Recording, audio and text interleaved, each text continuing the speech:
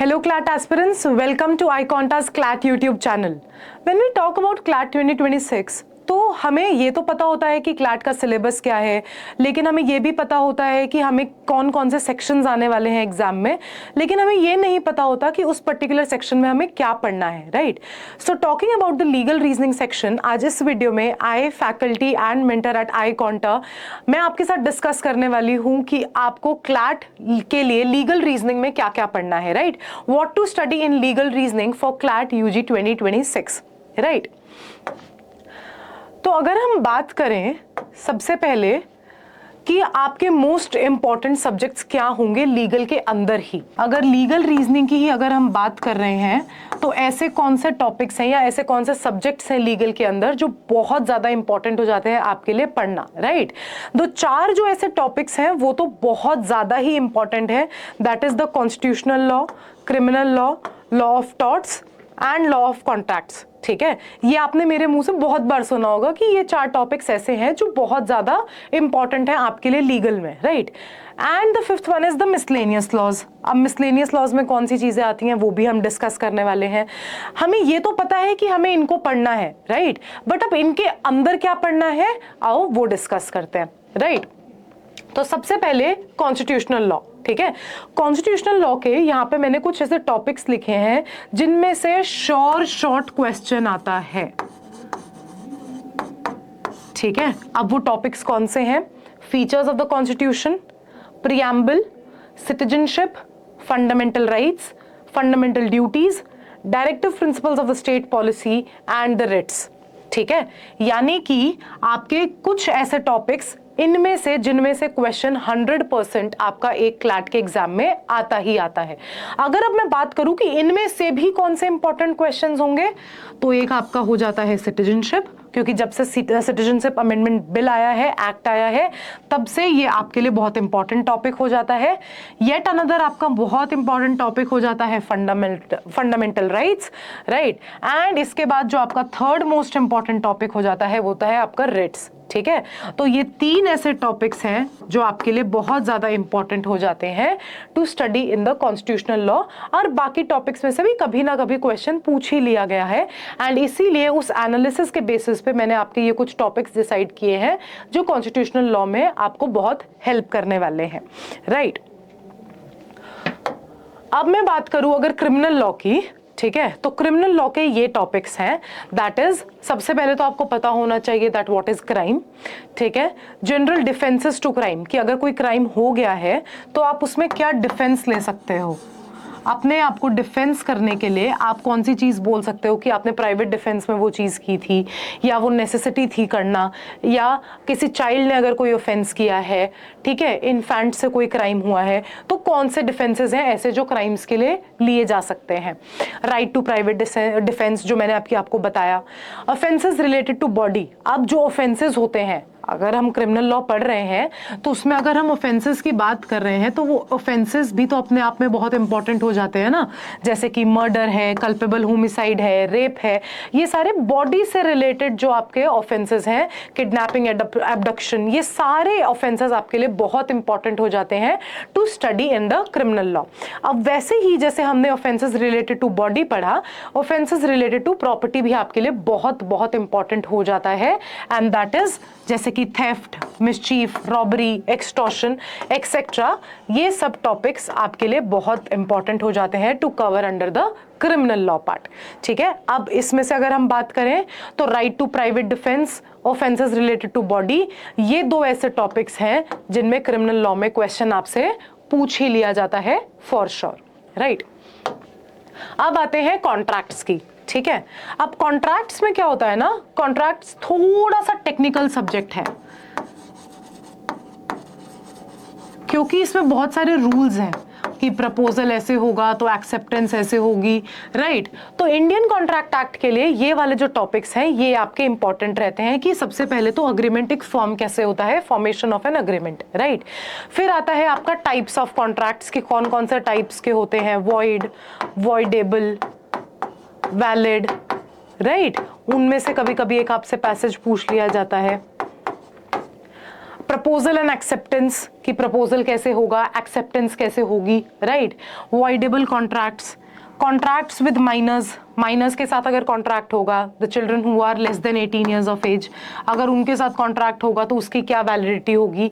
Consideration, perform कैसे होगा वो कॉन्ट्रैक्ट, कौन सी कंडीशंस हैं जो परफॉर्मेंस पे लगती है, राइट।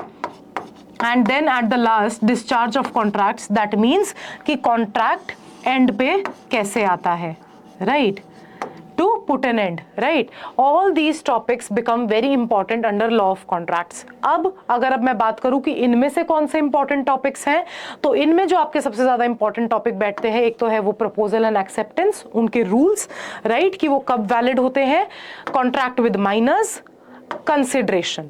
ये 3 टॉपिक्स ऐसे हैं जिनमें आपसे फॉर श्योर क्वेश्चन पूछ लिया जाता है। एंड ये टॉपिक्स आप तभी कवर कर सकते हो जब आपने बेसिक एलिमेंट्स कॉन्ट्रैक्ट्स के और ये बाकी सारे जो टॉपिक्स हैं वो पढ़ रखे हो, क्योंकि these topics are all inter related. जब तक आपको एक दूसरे का इन टॉपिक्स का मतलब नहीं पता होगा तब तक आप बेसिक्स क्लियर नहीं कर सकते to understand the 3 most important topics that I told you here, right. इसीलिए लॉ ऑफ कॉन्ट्रैक्ट में ये टॉपिक्स बहुत इंपॉर्टेंट हो जाते हैं, राइट। अगर अब हम बात करें लॉ ऑफ टॉर्ट्स की, टॉर्ट्स एक बहुत बड़ा सब्जेक्ट नहीं है, बहुत छोटा सब्जेक्ट है, लेकिन उसमें कुछ ऐसी थ्योरम्स हैं और कुछ ऐसे मैक्सिम्स हैं या कुछ ऐसे कॉन्सेप्ट्स हैं जो आपको बहुत ज़्यादा इंपॉर्टेंट हो जाते हैं पढ़ने, बिकॉज उनमें से वो आपको ट्विस्ट करके या थोड़ा सा घुमा फिरा के क्वेश्चंस देने की कोशिश करते हैं ताकि वो आपको कंफ्यूज कर सके। तो सबसे पहले what is a tort? Absolute thing that you need to understand under law of torts. Absolute liability and strict liability. A for sure question. For sure. हर साल पूछते हैं इस टॉपिक में से question, for sure, right. Types of torts की डेफर्मेशन क्या है, nuisance क्या है, मेडिकल नेग्लिजेंस क्या है, एक्सेट्रा, कि कौन कौन से टॉर्ट्स होते हैं और उनका मतलब क्या होता है, राइट। अब जनरल डिफेंसेस इन टॉर्ट्स, जैसे हमने जनरल डिफेंसेस इन क्राइम देखा था, वैसे ही जनरल डिफेंसेस इन टॉर्ट्स, कि टॉर्ट्स अगर कुछ हो गया है, कोई टॉर्ट ऐसा हो गया है, टॉर्ट का मतलब क्या होता है वैसे तो, अगर क्रूव्ड सिविल रॉन्ग, तो अगर आपसे कोई सिविल रॉन्ग हो गया है, not going in to very much details कि क्रूव्ड सिविल रॉन्ग क्या होता है, बट अगर ऐसा आपसे कोई रॉन्ग हो गया है तो आप क्या डिफेंस ले सकते हो, ठीक है, कि आप कोई एक्ट ऑफ गॉड था, वॉलेंटाइन नॉन फिट इंजूरिया था, ठीक है, ये वॉलेंटाइन नॉन फिट इंजूरिया, yet another very important topic, a for sure question to come under CLAT UG exam, ठीक है। तो ये आपके हो गए लॉ ऑफ टॉर्ट्स तक के क्वेश्चंस, ठीक है। अब अगर हम बात करें मिसलेनियस लॉज की, ठीक है, तो मिसलेनियस लॉज में आपको ये 4 लॉज पढ़ने हैं, ठीक है।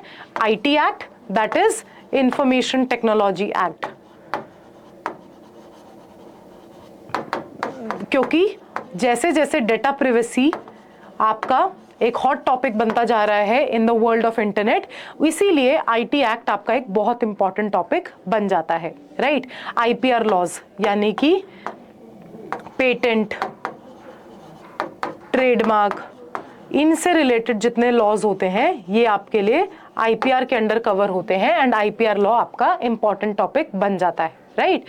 हिंदू लॉज अबाउट मैरिज, ठीक है, वैलिड मैरिज कैसे होती है, इनहेरिटेंस कैसे होती है, एक डॉटर को क्या राइट्स मिलते हैं, सक्सेशन कैसे होता है, ये टॉपिक्स आपके हिंदू लॉ में बहुत ज़्यादा इंपॉर्टेंट हो जाते हैं, राइट। एडमिनिस्ट्रेटिव लॉ, तो ये वाले जो टॉपिक्स हैं ये आपके मिसलेनियस लॉज में कवर होते हैं, एंड एक पैसेज, राइट, क्योंकि आप हर लॉ तो जान नहीं सकते हो, राइट, तो वो एक पैसेज आपको ऐसा ज़रूर दे देते हैं क्लैट के एग्जाम में जो इन लॉज में से होगा, ताकि आप सिर्फ उस पैसेज को पढ़ के उन क्वेश्चंस को कॉम्प्रिहेंड कर सको, क्योंकि वो आपसे उम्मीद नहीं कर रहे हैं कि आपको हर एक लॉ आपके लॉ शुरू होने से पहले ही पता हो, right.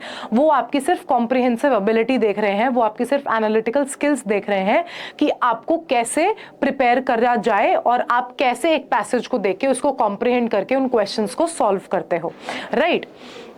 And now if you're someone who is looking and who wants to prepare for CLAT UG 2026, तो हमने अपना iConta का अपना 2026 बैच लॉन्च कर दिया है, जिसमें आपको वो सब कुछ मिलता है जो आपको CLAT एग्जाम की प्रिपरेशन के लिए बहुत ज़्यादा ज़रूरी है।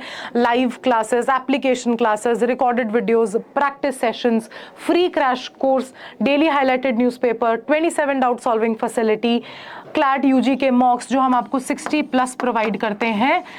That is all what you get in a 1-year course. And if you want to get enrolled with us, you can just visit our website www.iconta.in/CLAT. And also, if you have any other doubts in the legal reasoning section कि आपको और क्या क्या पढ़ना है या कुछ ऐसा जो मैंने मिस आउट कर दिया हो, do let us know in the comment section. And here I'm signing off.